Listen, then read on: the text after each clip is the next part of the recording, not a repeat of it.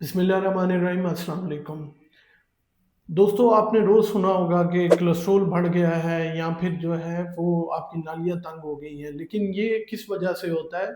हमारी आज की रोज़मर्रा की खुराक इस तरह की है कि हमारा कोलेस्ट्रॉल ऑटोमेटिकली बढ़ जाता है और ये हमारी प्लेट में मौजूद होते हैं। ये बहुत ही लज़ीज़ चीज़ें और नमकीन और शीरी चीज़ें होती हैं, जिन्हें हम बड़े चस्के से लेके खाते हैं। आज की इस वीडियो में मैं आपको उस खुराक के बारे में बताऊँगा जो कि आपकी दिल की नालियों को बंद कर रहे हैं, जो कि आपके दिल को मुतासर कर रहे हैं। ये खामोश कातिल ज़हर है जो कि आप अपने खाने के अंदर, अपनी प्लेट के अंदर खुद अपने जिस्म के अंदर लेके जा रहे हैं। मेरा नाम है डॉक्टर मुनीब खालिद, आप देख रहे हैं मेरा YouTube channel doctor meets doctor. Video पसंद आए तो लाइक, शेयर, कमेंट लाज़मी कीजिएगा। हमारे खानों में सबसे पहला खाना है ट्रांस फैट्स।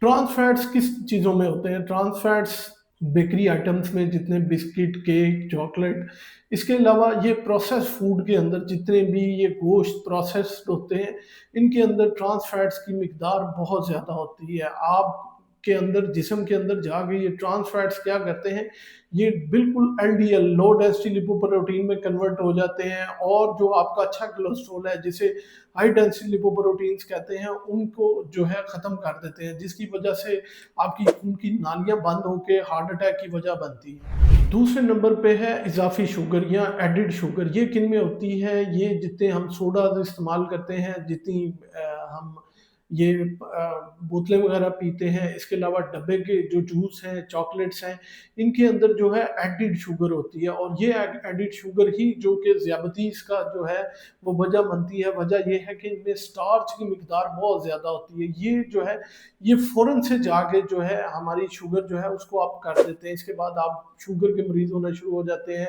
ब्लड प्रेशर आपका बढ़ना शुरू हो जाता है और आपकी इंसुलिन की स्पाइक आना शुरू हो जाती है। लेकिन आपको समझ नहीं आ रही होती है आपको क्या होता है। ये आपके ट्राइग्लिसराइड को बढ़ा देते हैं, जिसकी वजह से आपके जिस्म के अंदर जो है वो सोजिश या इन्फ्लेमेशन होना शुरू हो जाती है। तीसरे नंबर पे जो खाना है वो है बहुत ज़्यादा नमक का इस्तेमाल या नमक के अंदर सोडियम का इस्तेमाल। सोडियम क्या करता है? सोडियम हमारे जिस्म के अंदर जो है वो पानी को रिटेन करता है या पानी को रखता है। तो जब हम बहुत ज़्यादा नमक का इस्तेमाल करते हैं तो हमारे अंदर सोडियम की मिकदार बहुत ज़्यादा हो जाती है, जिसकी वजह से जिस्म के अंदर पानी की मिकदार बढ़ती है। पानी को निकालने के लिए या पंप करने के लिए दिल को ज़्यादा काम करना पड़ता है, जिसकी वजह से आप ब्लड प्रेशर के पेशेंट हो जाते हैं और जब ब्लड प्रेशर बहुत ज़्यादा हो जाता है तो खून की नालियाँ जो हैं उसको बर्दाश्त करने से कासिर होती हैं और ऐसे लोगों में हार्ट अटैक होने के चांसेस बहुत ज़्यादा होते हैं। तीसरे नंबर पे है रिफाइंड कार्ब्स। रिफाइंड कार्ब्स किन में होते हैं? ये सफ़ेद डबल रोटी, सफ़ेद चावल या फिर मैदे की बनी हुई जितनी भी चीज़ें हैं, उनके अंदर जो है रिफाइंड कार्ब बहुत ज़्यादा होता है। वजह ये है कि ये आपके जिस्म के अंदर फ़ौरन जाके जो है मीठे में कन्वर्ट हो जाती हैं, जिसकी वजह से आपकी इंसुलिन की स्पाइक बहुत ज़्यादा हो जाती है और आपको दोबारा से भूख लगती है, जिसकी वजह से आप और खाना खाते हैं और शुगर जो है वो आपकी डिस्टर्ब हो जाती है। इनके आने की वजह से कॉर्टिसोल का लेवल जो है वो बहुत ज़्यादा बढ़ना शुरू हो जाता है, जिसकी वजह से आप जो है इन्फ्लेमेशन या सोजिश का शिकार होते हैं और आपकी शरीयानें जो हैं वो बहुत ज़्यादा दबाव के अंदर आना शुरू हो जाती हैं। अब बात ये है कि आपने इससे किस तरह बचना है। तो जब भी आप बाज़ार से कोई चीज़ परचेज़ करें, तो आप उसके लेबल को और उसके इंग्रीडिएंट्स को लाज़मी पढ़ें। अगर उनके ऊपर ट्रांस फैट्स या फिर हाइड्रोजनेटेड फैट्स लिखे हों, तो उस पैकेट को वहीं पे रख दें और उसकी निस्बत वो चीज़ इस्तेमाल करें जिसके ऊपर ना तो एडिड शुगर लिखा हो, क्योंकि एडिड शुगर स्टार्च है, वो डायरेक्ट स्टार्च नहीं लिखते और ये जो है इंस्टेंट सोर्स ऑफ जो है वो ग्लूकोज़ का होते हैं। इसके अलावा इनमें जो है चिकनाई या ट्राइग्लिसराइड की मिकदार बहुत ज़्यादा होती है।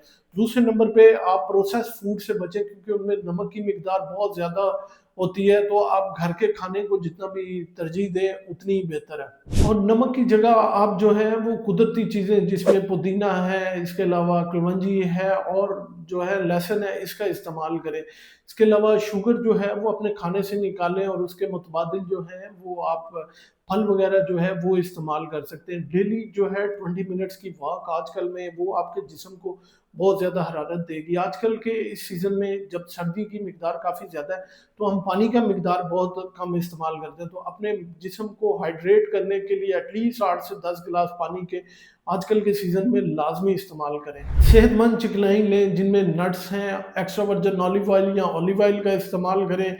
इसके अलावा जो है फाइबर डाइट, जिनमें आजकल सब्जियां बहुत अच्छी आई हुई हैं, वो इस्तेमाल करें, दालें इस्तेमाल करें, सारा अनाज इस्तेमाल करें।